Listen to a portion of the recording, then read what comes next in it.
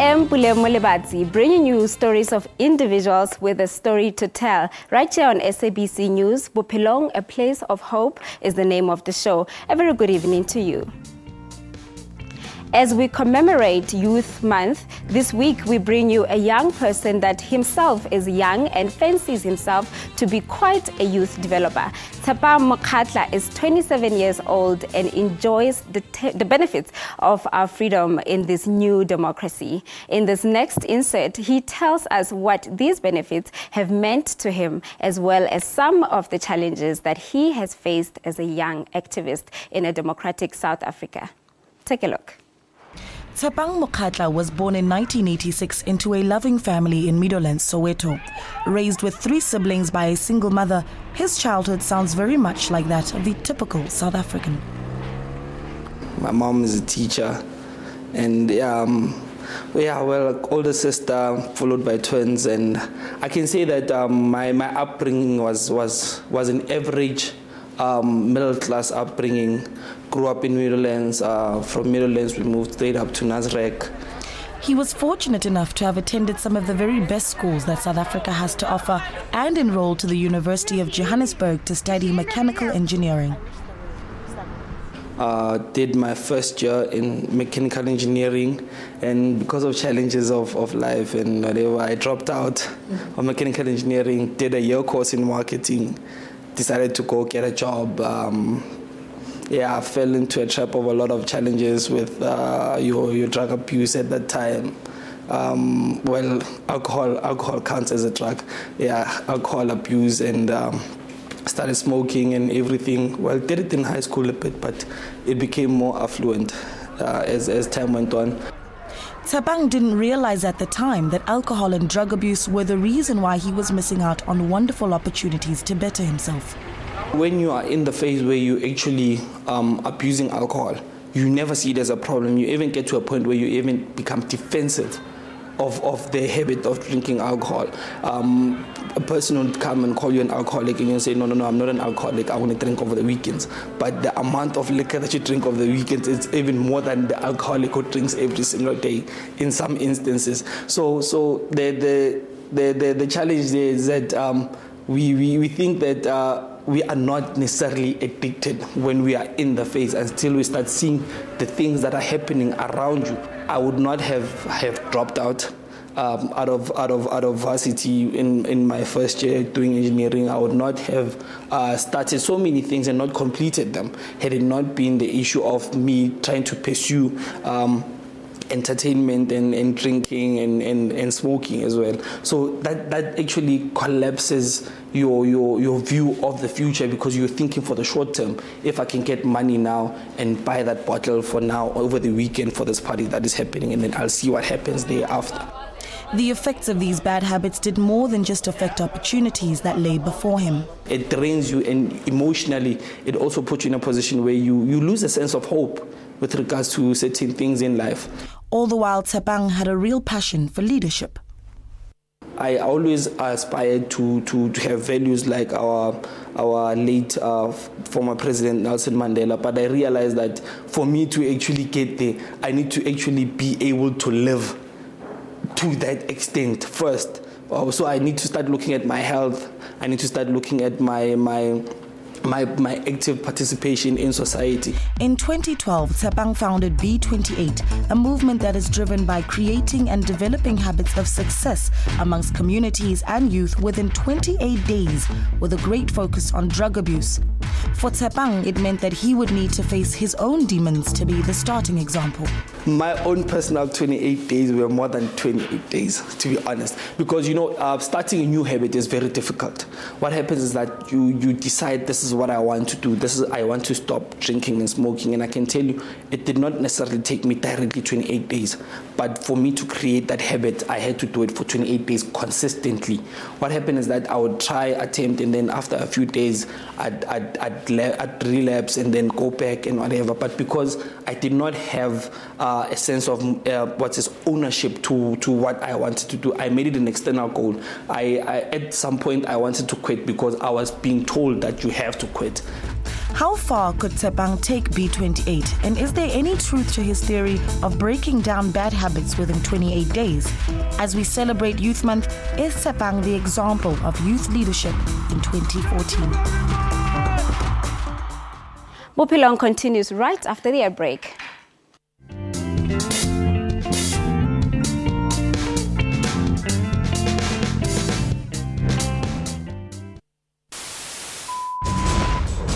Across the globe, the continent and the entire country, every second there's always a breaking story. SABC News is your reliable eye, ear and information system in bringing you events as they happen. Our cutting-edge and hard-hitting journalism leaves no stone unturned, giving you the whole picture every time. Join us every day on SABC3 and know what is happening around you. SABC News, Africa's news leader.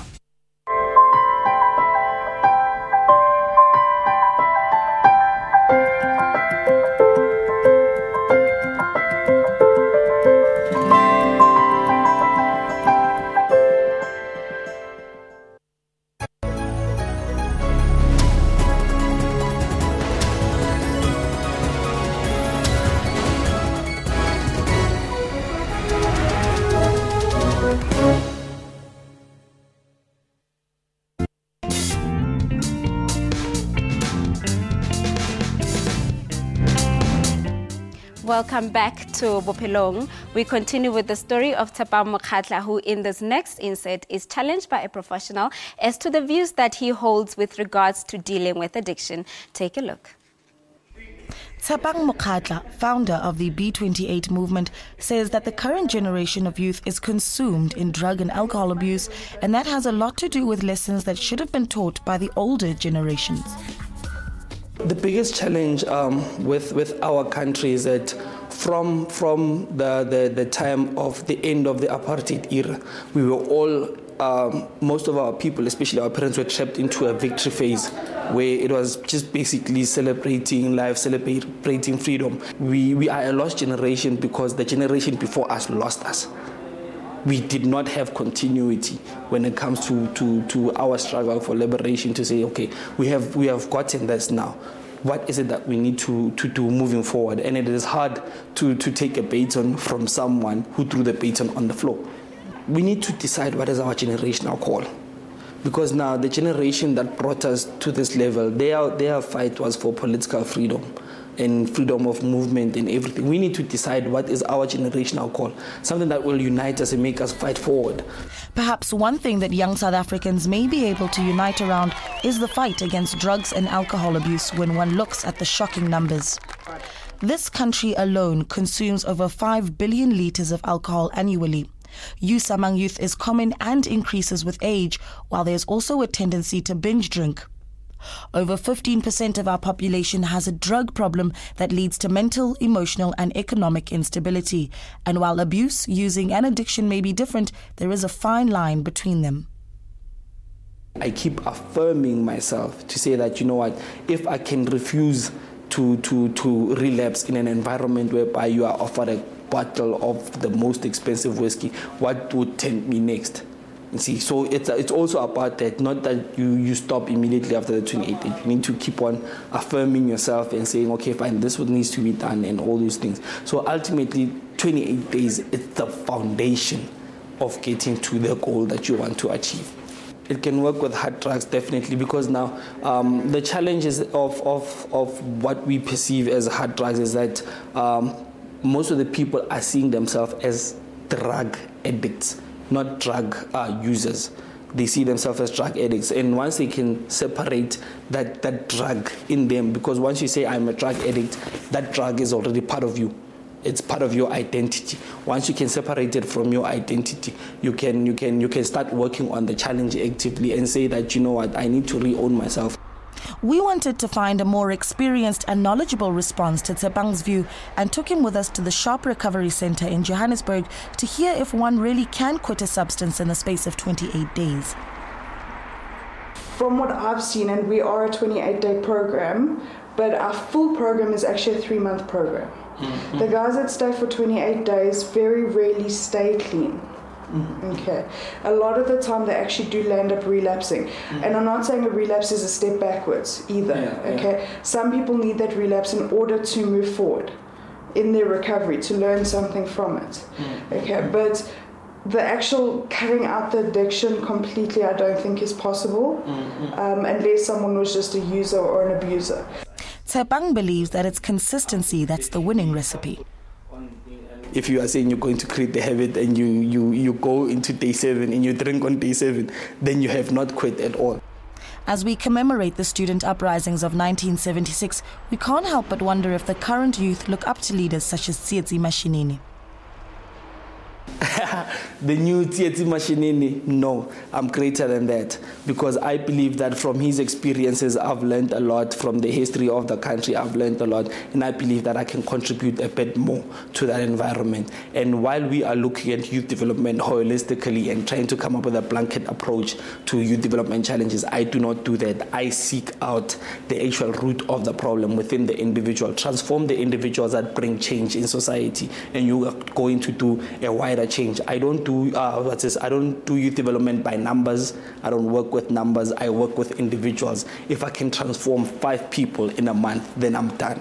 What 1976 means to me is that, you know, at some point the things that we believe in, we need to be willing to get to a point where we can die for them, so that we make sure that we bring a broader sense of change in our society. That is a summary of what 1976 means to me, because I do not want to put myself in a position whereby I look at the negative emotional impact that it actually had, because what it will do is it will drain me, and I will end up even adopting a mindset that has nothing to do with my current environment and my situation. I have no reason to be hating any race now currently. In actual fact, I believe that if we bring our races closer to one another as a country, we will be able to get a change faster in our country. Way to go, Tshepang. What a way to celebrate Youth Month with a young man who is doing great things for themselves. After the break, we are joined by a struggle veteran, and that is Seth Mazibuko. Do stay with us. We'll be right back.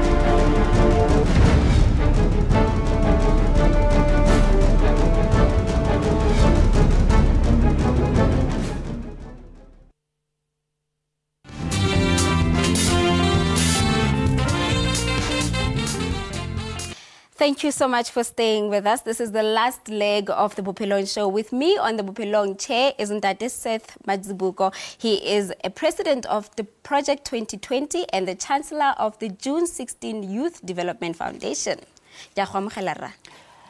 I'm so humbled. Thank you very much for inviting me. It's absolutely a pleasure to have you on the Bophelong chair. Humble, thank you. And that is 38 years later, and you look back to 1976. Don't you feel I was part of the extraordinary movement of young people? Extraordinary? No.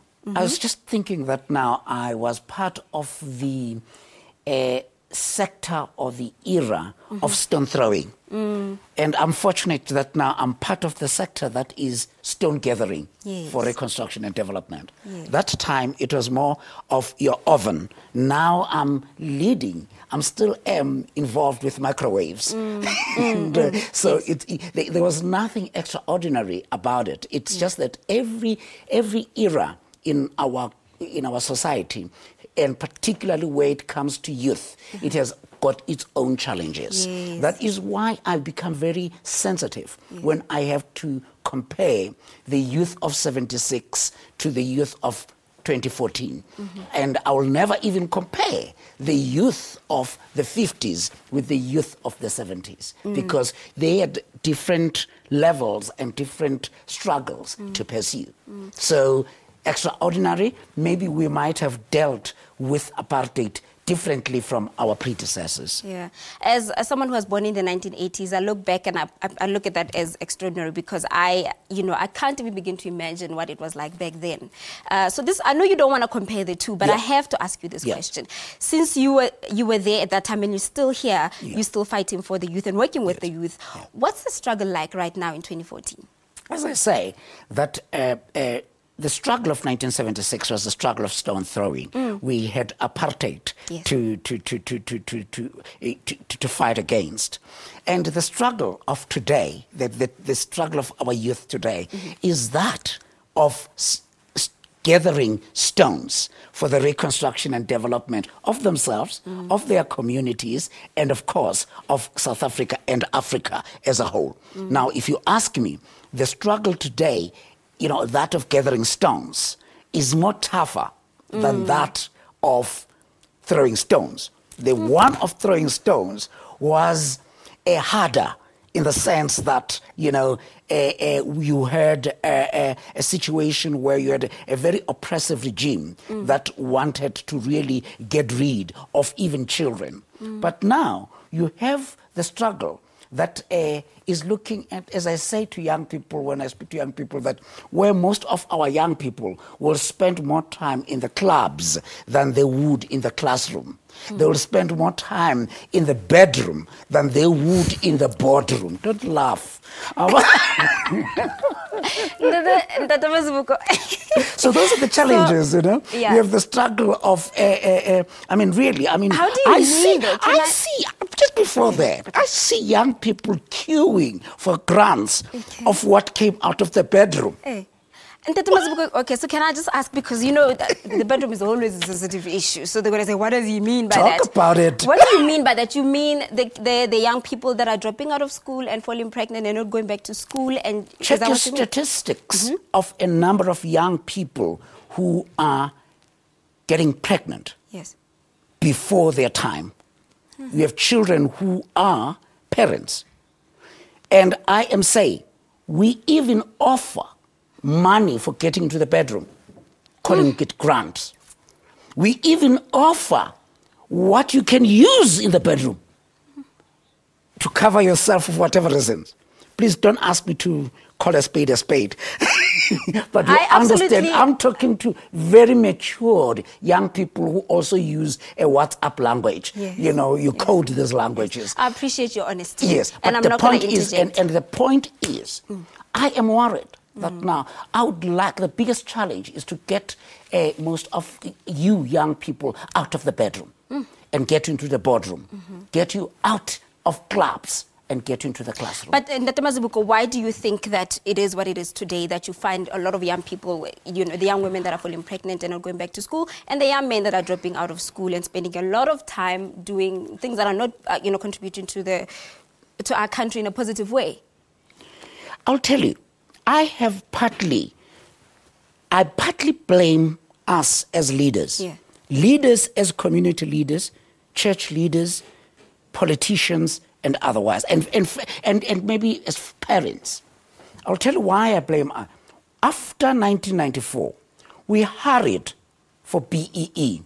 We hurried to be called MPs. We left you, our young people, exposed to all different and sort of kind of dangerous sometimes. We actually left you to look after yourselves. We ceased to become parents. We became politicians. We ceased to become parents, and we became priests. Look at how many churches do we have now lately. Everyone is a priest. If not a priest, a sangoma. And we left you behind. And I'm worried that now we never connected with you as children, as a youth.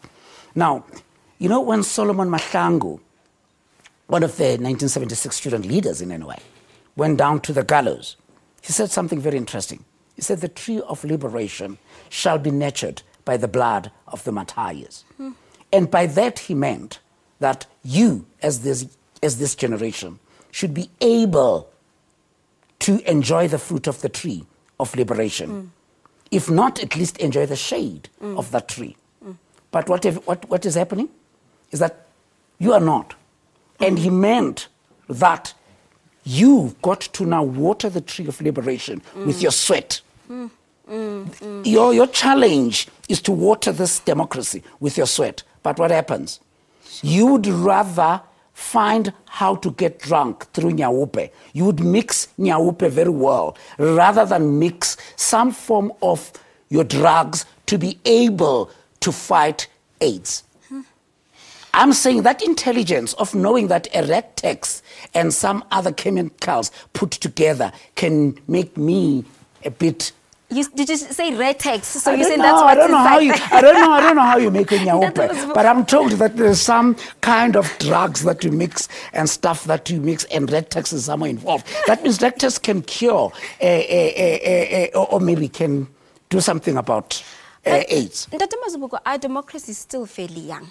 And, you know, if I can backtrack a little bit, I would say our parents themselves, they had to now adjust from that era to the freedom, the newly found freedom. So perhaps, yes, we were left neglected, the youth, that is, along the way, we were not attended to. But then, was there going to be any other way to bring in the youth and show the youth how to, you know, better prepare for this new democracy and contribute to making it, you know, not a problematic thing in our country where you find that instead of us being, you know, proper activists, we are into drugs and we're falling pregnant and we go into clubs, as you mentioned earlier on. What would you say would have been the way? We have just, when introducing me, you introduced the Project 2020 as the president of Project 2020. What we did, for instance, in the Project 2020, we put together young people. We said, reflect on the 20 years of democracy. Look at the challenges of this 20 years. What challenges, what opportunities were there? And then we then said, plan for the next 20 years what you need to do to improve or to come and intervene in the situation of drugs, situation of discipline in schools, etc., etc., etc. And then we are supporting those young leaders who identified 6 priorities. And then now we are working with them to clean up or to work and support them in the 20 years to come. And we're asking them to lead. And then we are leading from behind. They must lead in the front. They must be in the front in this trend. That is what we are supposed to. You know, in Sesotho, this is Zulu. Shaka used to take warriors out to war, and abafaka intelezi. Yes,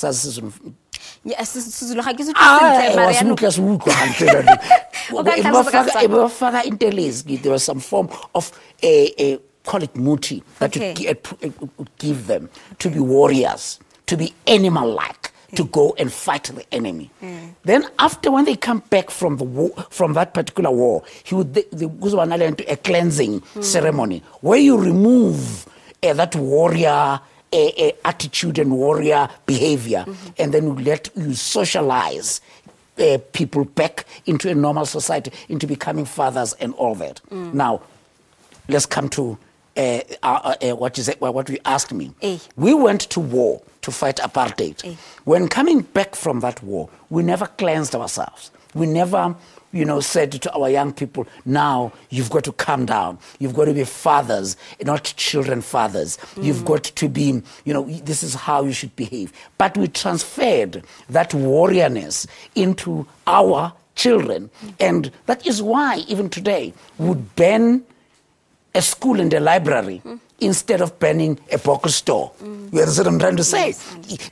The culture of banning buildings is a culture that we used when we're fighting apartheid. But we never told our children that there is no more apartheid. Now you don't have to ban the library. You don't have to ban buildings. That's a culture that is happening. We never cleansed our children from the past. Now, my point is, there is a need for a big CODESA, if one may say, or for a big, some form of, adopt a child, not take a child to work, but take a child to work. you know, not a girl or a boy, so that then we can start working out attitudes, behavior, so that we can start becoming parents to even the children that do not have parents, you know, so that we can start socializing our children with proper, you know, thinking and doing things right. Well, I'm still young, I'm still 16, and I promise you, I'll stay 16 up until I get the 16-year-old right. Seth Mazibuko, timing is such a big enemy right now. Before I link us out of the program, where can people find you so they can carry on the discussion? I sit here and I just want to take it all in. And with timing, we can never have the whole day. Where can people find you? Unfortunately, I spent years on Robben Island, but I can still use some little bit of IT. So you are really we blessed. are available. Those are the benefits of the democracy. Point, exactly. Yeah. You see, that's the microwave side. Yes. He's teaching the oven how to handle the microwave. Yeah, so where can they find you somewhere in the microwave? On Facebook. Yeah. We're available on Facebook. There is Project 2020 June 16. You can get us, and then we have conversation, an open conversation. There is also a website and, of course, Facebook on June 16 Youth Development Foundation. Then you get us on those websites. Otherwise, I'm available on the phone anytime, and I answer my phone, even if you phone on a private number. I do answer my phone. I don't run away. And you don't mind if you give those out? No, none at all. 078 180 3040. Okay. Very simple. Thank you so much, Seth Mazibuko, for coming through this afternoon. I'm honored. Thank you very much. I really do honestly appreciate your honesty. I appreciate this, but the last word I would like to say to our young people, when Solomon Atlango said the tree of liberation shall be watered by the blood of the martyrs, please go out there, young people, water the tree of democracy with your sweat, and please don't cut it off. Please, we need you.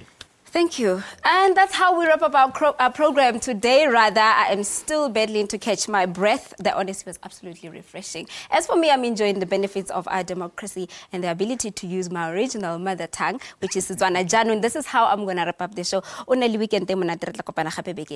Bye-bye.